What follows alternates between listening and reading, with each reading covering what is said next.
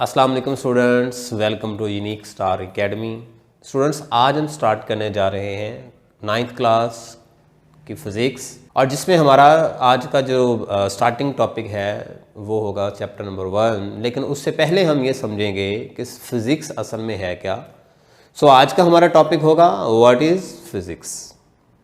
तो स्टार्ट करते हैं। याद रखिएगा 18th सेंचुरी में जितना भी मटेरियल था उसकी स्टडी को नेचुरल फिलॉसफी कहा जाता था।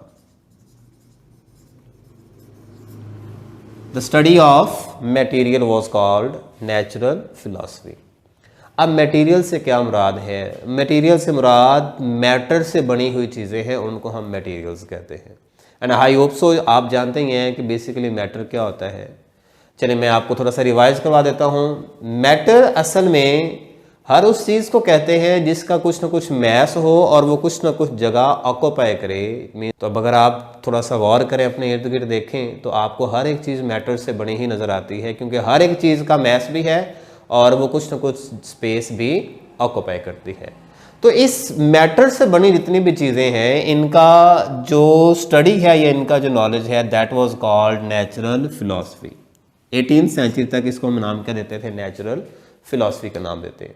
लेकिन जैसे जैसे साइंस में वुसअत आती गई, नॉलेज में इम्प्रूवमेंट्स आती गई, साइंस एंड टेक्नोलॉजी का नॉलेज बढ़ता गया, तो नेचुरल फिलॉसफी 2 मेजर ब्रांचेस के अंदर डिवाइड हो गई। अब वो मेजर ब्रांचेस कौन कौन सी बनी? एक इसकी ब्रांच बनी बायोलॉजिकल साइंसेस,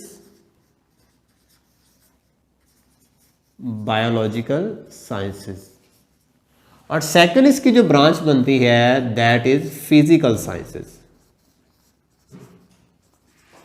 फिजिकल साइंसेस। अब ये जो ब्रांचेस बनी, इसमें स्टडी बेसिकली क्या है? बेसिकली ये 2 कैटेगरीज हैं। ये फर्स्ट कैटेगरी जो बायोलॉजिकल साइंसेस है, इसमें हम लिविंग ऑर्गेनिजम्स को स्टडी करते हैं। It means that study of living organisms is called natural philosophy, biological sciences, and the study of non-living is called physical sciences. तो बायोलॉजिकल साइंसेस कितने branches में बट गई? 2 ब्रांचेस के अंदर। First is called biological sciences. Biological sciences में क्या होता है? वो स्टडी लिविंग ऑर्गेनिजम्स। और सेकंड इसकी कौन सी ब्रांच बनी? दैट इज फिजिकल साइंसेज, और इसमें हम क्या स्टडी करते हैं? नॉन लिविंग ऑब्जेक्ट्स को हम स्टडी करते हैं। अब 19th सेंचुरी के अंदर जो फिजिकल साइंसेज है, ये मजीद 5 ब्रांचेस के अंदर डिवाइड होगी। इसकी 5 ब्रांचेस बनी, जिसमें सबसे पहली बनी फिजिक्स, सेकंड नंबर पे आती है केमिस्ट्री, थर्ड नंबर पे आती है meteorology,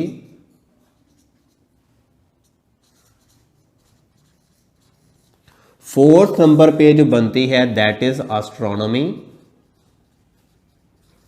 and the fifth one is geology. अब ये क्या चीजें हैं बेसिकली बनी? आप जो हम स्टार्ट करने जा रहे हैं वो तो फिजिक्स है, मैं आपको साथ साथ बताता जाऊंगा। केमिस्ट्री के बारे में 9th क्लास के स्टूडेंट्स ऑलरेडी समझ चुके हैं, वो जान चुके हैं। केमिस्ट्री उनका एक बाकायदा सब्जेक्ट है, एक बुक के तौर पे उनके सिलेबस में शामिल है। मेट्रियोलॉजी बेसिकली इल्म मौसमियात को कहते हैं। ये वेदर फॉरकास्ट और हवाओं के पैटर्न, विंड पैटर्न जिसमें भी स्टडी किए जाते हैं, ये सारे के सारे मेट्रियोलॉजी के अंदर आते हैं। एस्ट्रोनॉमी से मुराद इल्म फल्कियात है। The knowledge of stars and planets is called astronomy. So astronomy में ये जितनी भी स्पेस एक्सप्लोरेशन है, ये सारी की सारी एस्ट्रोनॉमी में आती है। और the last one is geology. Geology को उर्दू में अगर हम बात करें तो कहते हैं इल्मे तबकातुल अर्ज़, मतलब ज़मीन के जो पार्ट्स हैं, इंटरनल स्ट्रक्चर है या उसका एक्सटर्नल है, तो उसकी स्टडी को हम नाम देते हैं जियोलॉजी।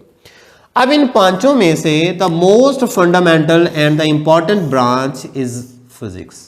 सबसे बुनियादी जो शाख है, सबसे जो मेन एंड फंडामेंटल जो है, दैट इज फिजिक्स। अब फिजिक्स में हम बेसिकली करते क्या है? फिजिक्स में हम स्टडी करते हैं relationship of matter and energy.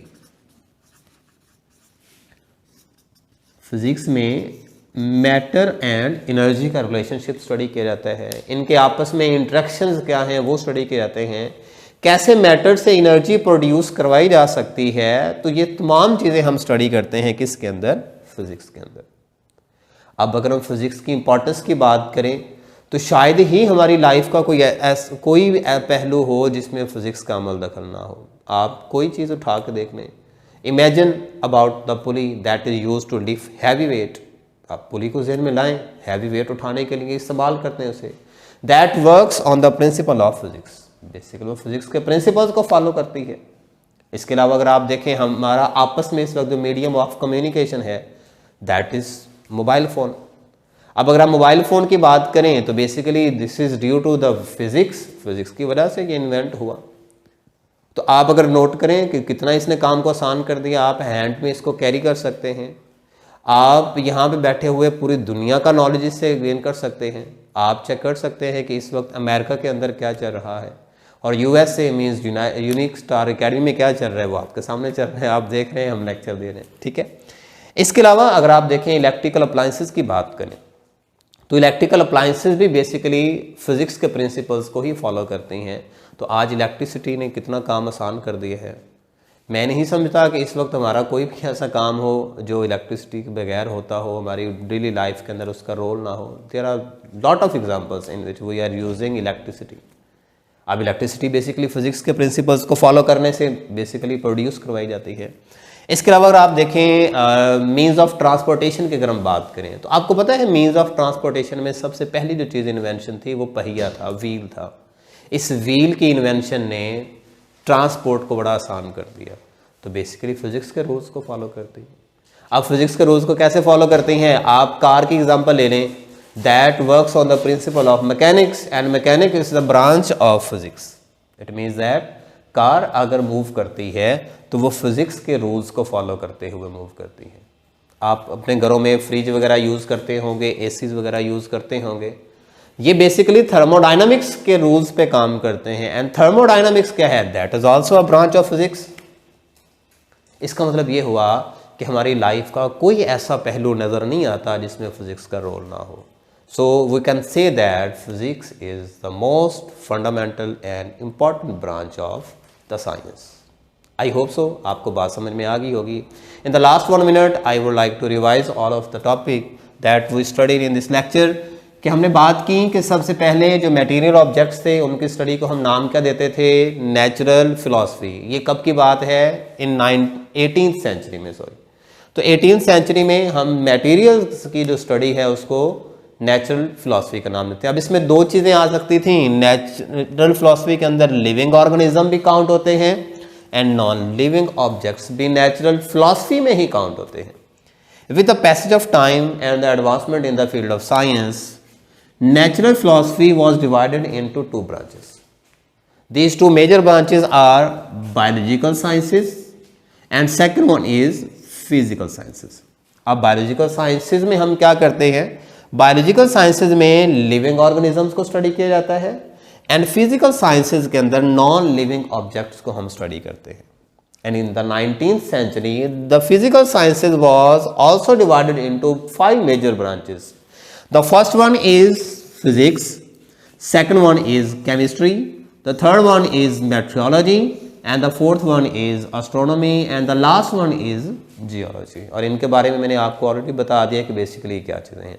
तो इनमें सबसे फंडामेंटल एंड इम्पॉर्टेंट कौन सी है हमारे पास, फिजिक्स, जिसके हम आगे लेक्चर स्टार्ट करने जा रहे हैं। अब फिजिक्स में हम करते क्या हैं, basically physics is the study of matter and energy and there interaction.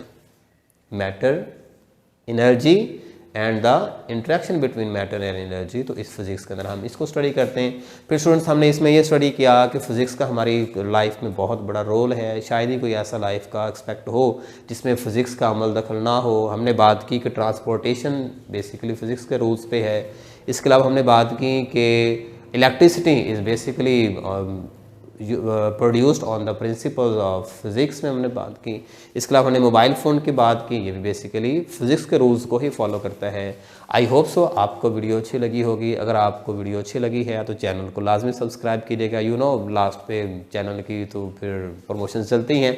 सो अगर आपको वीडियो अच्छी लगी हो तो चैनल को लाजमी सब्सक्राइब कीजिएगा, लाइक कीजिएगा वीडियो को, और हो सके तो शेयर कीजिएगा। मिलते हैं एक नई वीडियो के साथ। अल्लाह हाफिज़।